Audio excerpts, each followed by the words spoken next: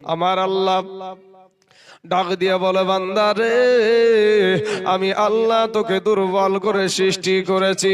ওরে বান্দা, তুই দুর্বল হওয়ার কারণে তোর উপরে আমার মায়াটাও বেশি। জোরে বলেন সুবহানাল্লাহ।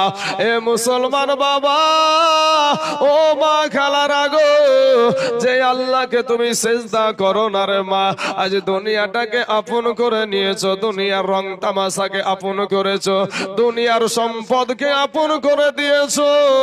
কিন্তু আমার আল্লাহ বলে, বান্দা বান্দি রে, গুনাহ নিয়া কবরে আইসো না রে বান্দা বান্দি। ওরে বান্দা বান্দি, এই কবরের আযাব সহ্য করতে পারবা না। ও মুসলমান, একটা সেকেন্ডের আযাব সহ্য করা সম্ভব হবে না রে ভাই।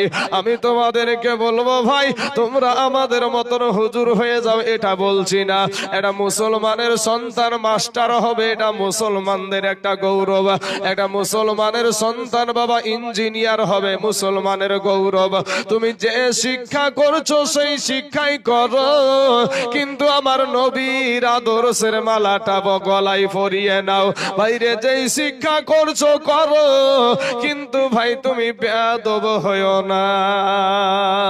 ও মুসলমান বাবাজি, আমার ভাই জানেরা, ও গো আমার আব্বা জানেরা, আমার পর্দার আড়ালের মা খালা গো, দিলখানা একটু নরম করে দিবেন।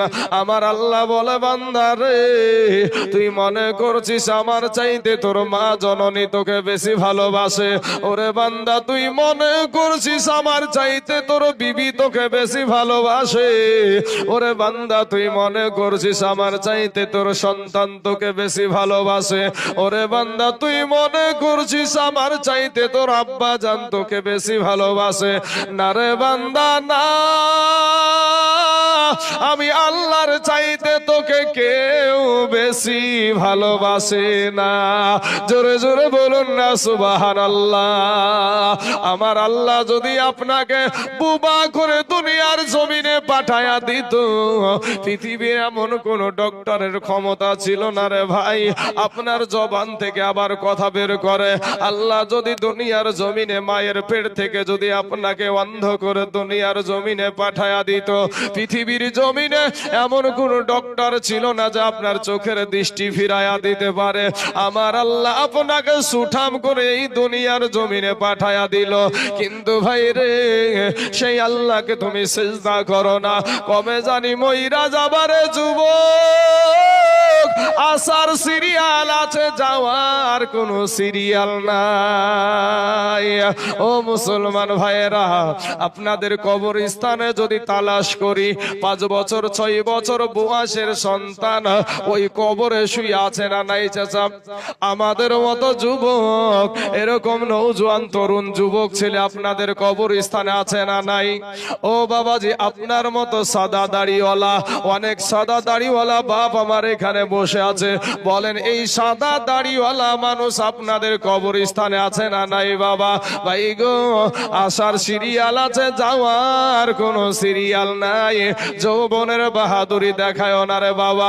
কবি বলছেন, ও তোর গহনা যৌবন ফুরায়া যাবে, যৌবনে লাগিবে ভাটি, ওই যে দেখো ডাকিতেছে ভাই গো কবরের মাটি, ওই যে দেখো ডাকিতেছে মাগো কবরের মাটি।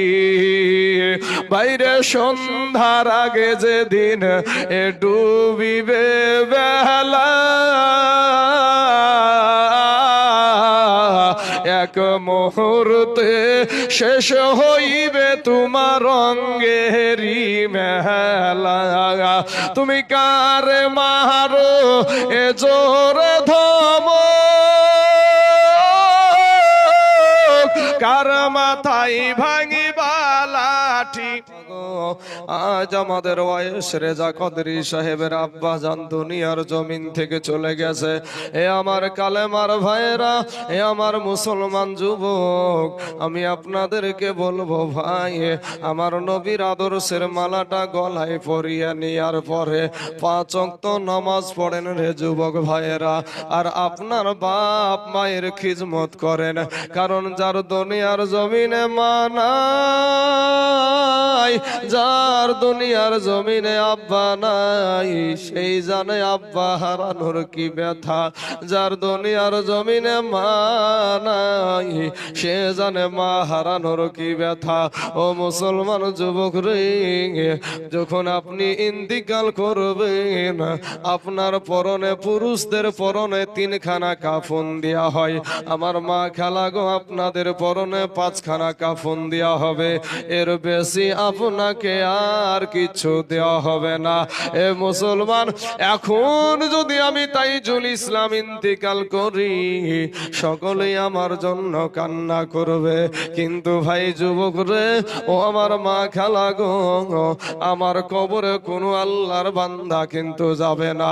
আমার কবরে একজন আসবে, সেটা বুখারী শরীফে হাদিসে আছে, মা কুনতা তাকুলু ফি হাজার হাকির রাজুল, সশরীরে আপনার নবী আপনার কবরে হাজির হবে। জোরে বলেন সুবহানাল্লাহ। এর মুসলমান যুবক, তাই আপনাদের পায়ে হাত দিয়া বলি ভাই, ফিরে সরে ভাই, তওবা করে আমার আল্লাহর কাছে ক্ষমা চাও। আমার আল্লাহ তোমার জীবনের সব গুনাহ মাফ করায়া দিবে। জোরে বলেন না একবার সুবহানাল্লাহ। এ মুসলমান ভাই, ওগো আমার কালেমার ভাইয়েরা, আমি আপনাদেরকে বলবো বাবাজি, আপনার মা বাপের জন্য আল্লাহ কোরআনে বলছেন, ওয়াবিল ওয়ালিদাইনি ইহসানা, মা বাবার